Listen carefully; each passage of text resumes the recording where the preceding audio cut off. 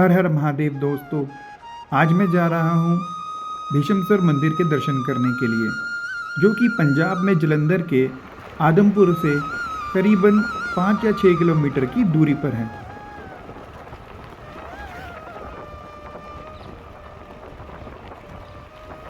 यह मंदिर भी पांडवों द्वारा स्थापित किया गया था।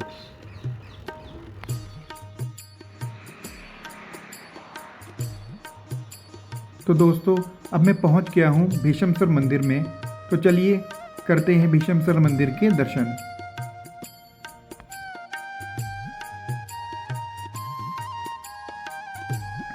तो आइए दोस्तों, अब मैं आपको बताता हूं इस मंदिर का इतिहास क्या है।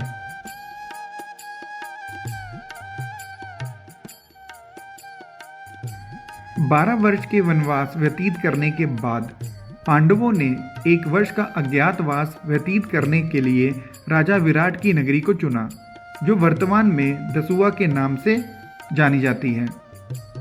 पांडव भेष बदलकर राजा विराट के राजमहल में सेवक बनकर रहते थे।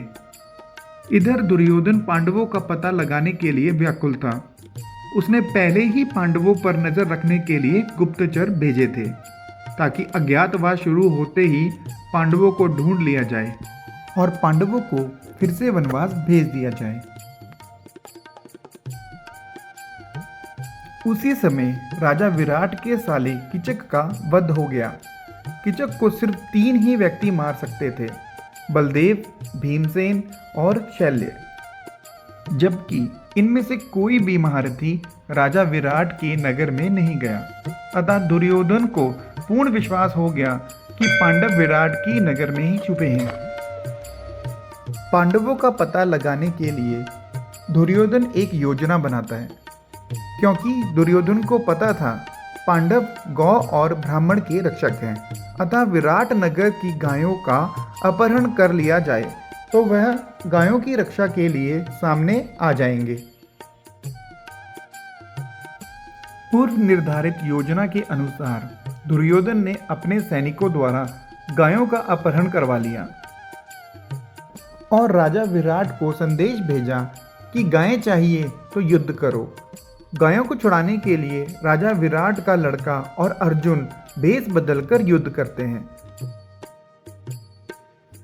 अर्जुन ने सबसे पहले गंगापुत्र भीष्म और गुरु द्रोणाचार्य को नमस्कार करने के लिए 2 बाण छोड़े। बाणों को देखकर दुर्योधन पहचान जाता है, ये अर्जुन के ही बाण हैं। दुर्योधन शोर मचाने लग जाता है कि मैंने अज्ञातवास से पहले पता लगा लिया है कि ये बाण अर्जुन के ही हैं, और इसलिए पांडवों को सामने आकर 12 वर्ष का वनवास और 1 वर्ष का अज्ञातवास भोगना चाहिए। उस समय अर्जुन सामने आकर कहते हैं कि हमारे अज्ञातवास का समय पूरा हो गया है। दुर्योधन के नाम मानने पर गंगापुत्र भीष्म अपनी मां गंगा का आवाहन करते हैं। गंगा माता प्रकट होकर बताती हैं कि पांडवों का अज्ञातवास पूरा हो गया है। वह पवित्र तीर्थ जहां भगवती मां गंगा प्रकट हुई थी, वह वर्तमान समय में शिवालय भीष्मसर के नाम से जाना जाता है।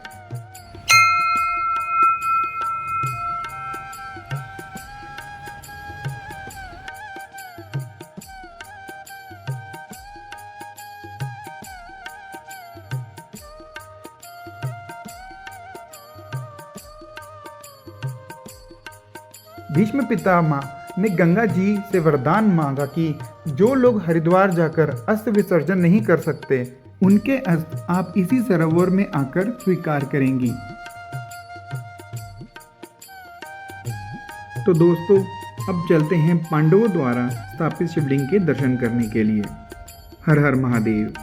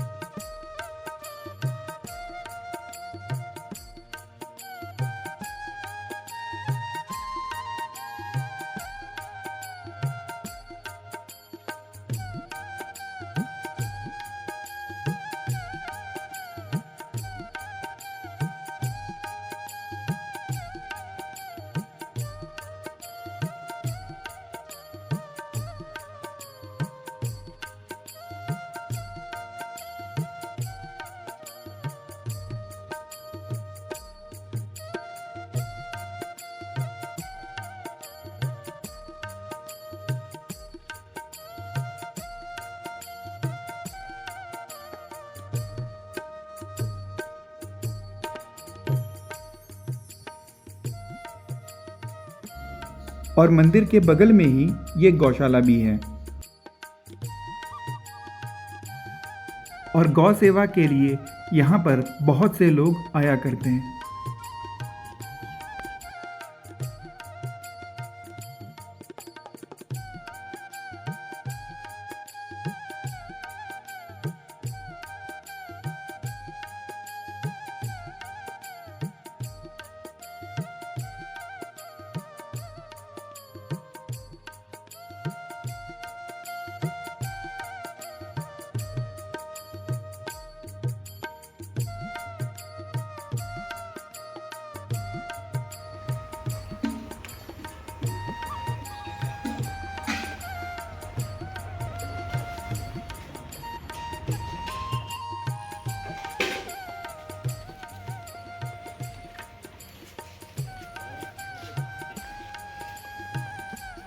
इस मंदिर में शिवरात्रि के दिन, जन्माष्टमी के दिन, छठ पूजा और नाग पंचमी के दिन श्रद्धालु दूर दूर से आते हैं।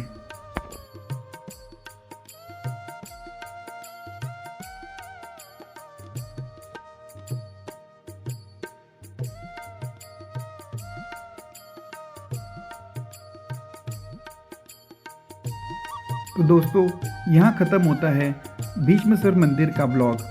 तो मिलते हैं जल्द एक नए ब्लॉग के साथ। हर हर महादेव।